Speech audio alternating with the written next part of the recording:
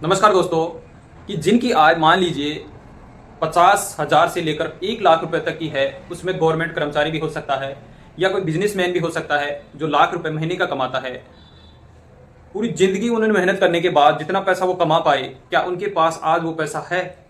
अगर नहीं है तो वो आने वाली जो लाइफ है उसको किस प्रकार से जी पाएंगे? अगर मैं आपको एक छोटा सा सिस्टम बता दूं कि पूरी जिंदगी करने के बाद जितना पैसा कमा पाए थे उतना ही पैसा और उनके पास होता तो कितनी उनकी लाइफ और अच्छी हो सकती थी। तो ऐसे ही टॉपिक पर बात करने वाले हैं हम आज। चर्चा करते हैं। मान लीजिए कोई गवर्नमेंट कर्मचारी है या कोई बिजनेसमैन है, उनकी 50,000 रुपए से लेकर और 1 लाख रुपए तक की मान लीजिए गवर्नमेंट कर्मचारी की 50,000 तनख्वाह है या लाख भी हो सकती है, या कोई बिजनेसमैन है उस लाख रुपए महीने का कमाता है।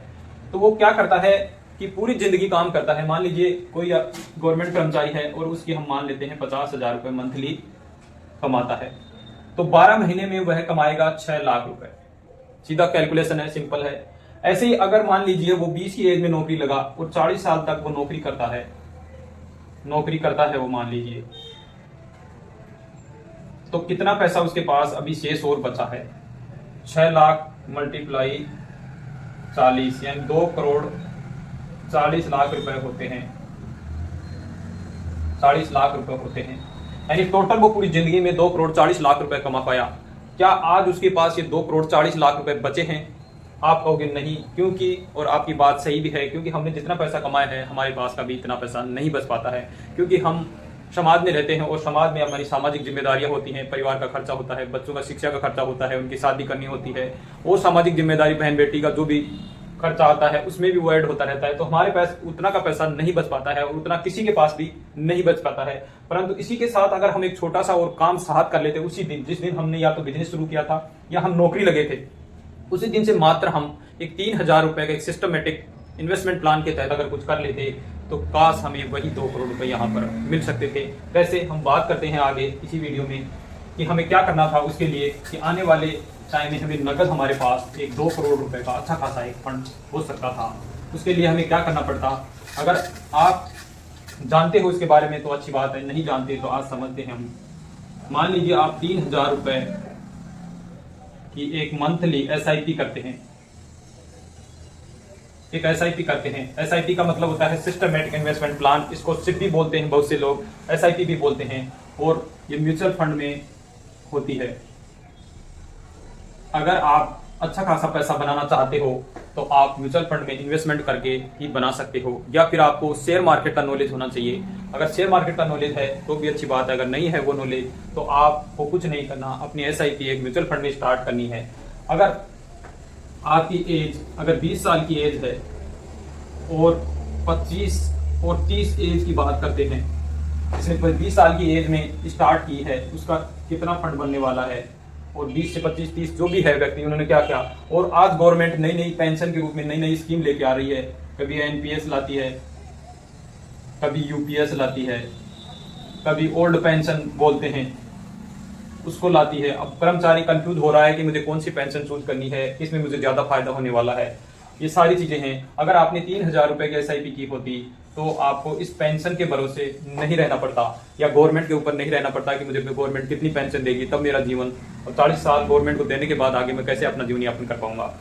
ऐसा आपको 1% भी सोचने की जरूरत नहीं रहती। तो हम बात करते हैं, अगर आप 3,000 रुपए की SIP करते मात्र, तो ये जो बंदा है 20 की एज वाला है 3,000 रुपए की SIP करता, और हम मात्र 15% का ही रिटर्न मानते हैं यहाँ पर। अगर हम 15% का रिटर्न मानते हैं और ये बंदा जब तक रिटायर होता तब इसकी एज हो जाती 40 यानी 60 साल का ये हो जाता, तो कितना पैसा बन पाता?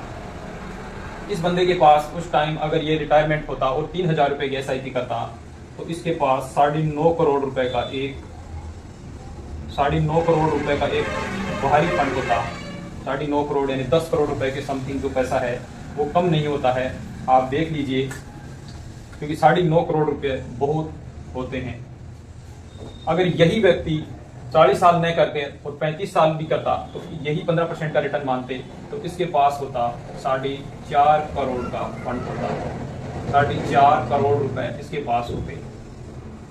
और इस बंदे के पास अगर इसने सबसे कम यानी ज्यादा एज जाके 30 की एज में अगर नौकरी लगा और 30 साल तक भी इसने 3,000 रुपए की SIP की होती तो इसके पास आज 2 करोड़ रुपए का फंड इसके पास भी होता। और हम रिटर्न मात्र 15% मानते हैं। अगर आप लॉन्ग टर्म इन्वेस्टमेंट करते हो तो आपका अच्छा खासा रिटर्न वहां पर देखने को मिल सकता है। वहां पर 20, 25, 30 तक भी रिटर्न यहाँ पर मिल सकता था। और एक SIP आप स्मॉल कैप में करते तो वहां पर आपको अच्छा खासा रिटर्न मिल सकता था। अब ये 2 करोड़ रुपए उस टाइम तो उसके पास बचे नहीं, परंतु आज उसके पास ये 2 करोड़ रुपए नगद कैश हैं सिर्फ मात्र 3,000 रुपए की SIP करने पर। क्योंकि ये है सिस्टमेटिक इन्वेस्टमेंट प्लान। अगर जिस बंदे तो 20 की एज में नौकरी लगा था और उसने 3,000 रुपए की SIP कर दी, उसके पास 9 करोड़ रुपए होते हैं। अगर ये पैसा आपके पास होता तो क्या आपको गवर्नमेंट की जो पेंशन मिल रही उस पर डिपेंड रहने की जरूरत थी? नहीं। और वहां से आप आसानी से 1 लाख रुपए तक की भी पेंशन आप ले सकते थे। और SWP करके एक SWP होता है, अगर वो करके आप उसमें मिनिमम 8 से 10% का रिटर्न भी मानते तो भी आप लाख रुपए की पेंशन वहां से ले सकते थे। और अच्छा खासा अमाउंट आप परिवार के लिए भी जब भी जाते तब वहां परिवार के लिए भी छोड़कर जा सकते थे। तो एक ऐसा सिस्टम है, अगर ये सिस्टम आपने कर लिया तो आप आने वाले टाइम में किसी के भरोसे नहीं रहेंगे और एक बहुत ही अच्छा खासा अमाउंट आपके पास होगा।